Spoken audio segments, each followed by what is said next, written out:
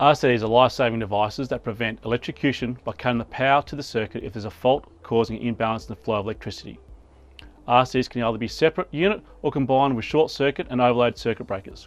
They are therefore sometimes confused with circuit breakers. Circuit breakers and fuses provide protection for overload and short circuit only. They do not protect you against electrocution. An RCD is the only device able to save your family from electrocution.